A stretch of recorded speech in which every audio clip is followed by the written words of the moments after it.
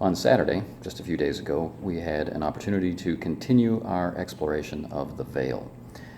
This was a really good experience, and afterward we talked for a little bit more than an hour. So if you go check out the video on Ivan Mike 1968's YouTube channel, look for Session 5 of the Veil, or you can find it in a playlist called By the Apocalypse on this channel.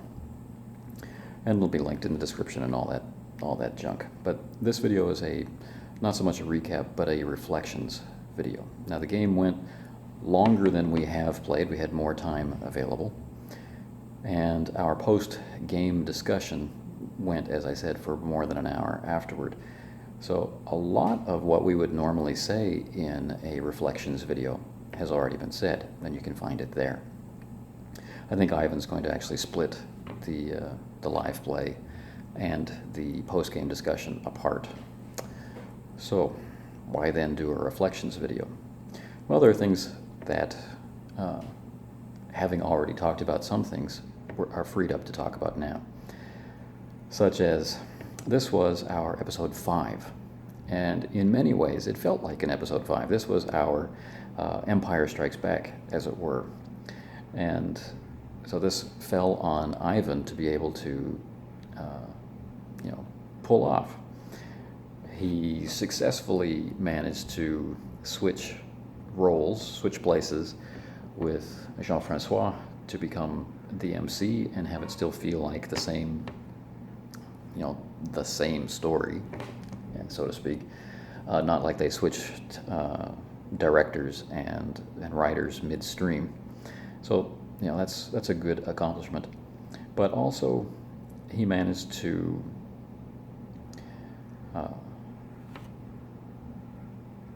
change the momentum, I guess is what I want to say. The pace has picked up, right? We have our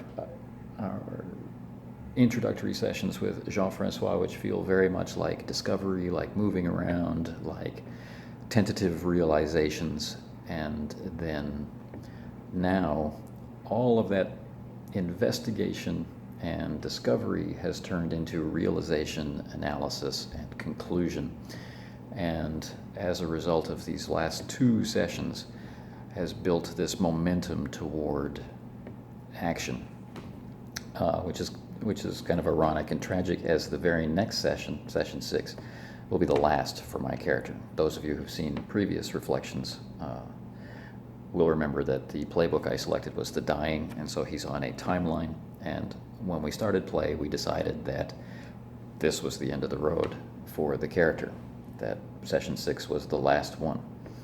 And I'll be taking up the MC duties for 7, 8, and 9. It'll be the end of this grand experiment with the Veil.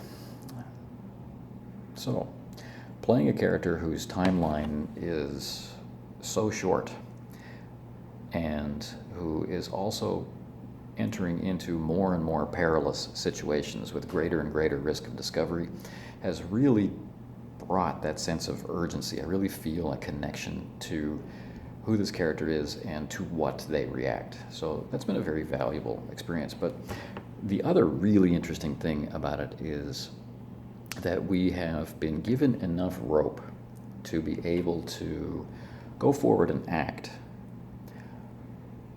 to develop character through action. But we've also been given enough rope to take time to interact with character. And this is partly our natural style, and it's partly what the game itself does. In order to gain advantages, or in order to gain the mechanical method of being able to resist some of the negative aspects of our characters, there are certain things that we need to do. Right? And most of the playbooks have something like what happens in a moment of intimacy. So as the thing that is killing my character is the disease that's progressing through to its end point, which will erase the organic, natural character from the world and replace him with some sort of digitized database version of it. As that is progressing, he's developing these different symptoms, these symptoms which make him more and more abnormal. and burden him. But they do come with some gifts, some special abilities that maybe will give him an opportunity to at least strike a blow against what was done to him, right? Which puts us in a pretty philosophical frame of mind. And these moments of intimacy allow him to generate a currency called hold, which is something that allows him to stop the onset of those symptoms, to allow him to, kind of limp through and make use of the little bit of time that he's got left to him.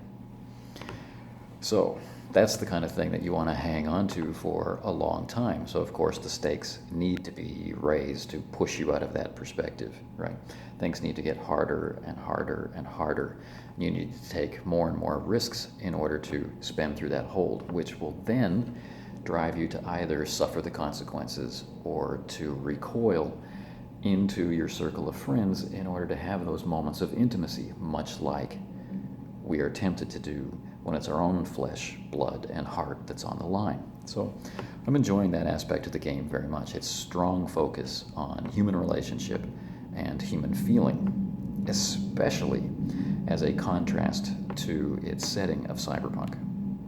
So I think Ivan's doing a great job. It's really interesting, having played so many sessions now in different games with Ivan, we're now pretty much in sync. And there's a couple of really cool things that happen, like callbacks to episode 1 that, we're communicating on the same wavelength. All he had to say was that someone was murdered with a flechette pistol, and I get this strong sense that the flechette pistol stolen from me in episode 1 may have been the murder weapon, and now I maybe know who took it. Do you? Anyway, this was, and we've all commented on this, by far the most satisfying version or session that we've played yet. The things that are expected of us from the game are starting to be expected on our end, and our default settings for play are now starting to fit in between the building blocks of the game, so that we feel like we're playing comfortably and naturally, and yet we're still using all the tools that the game offers, or most of them, most of the time.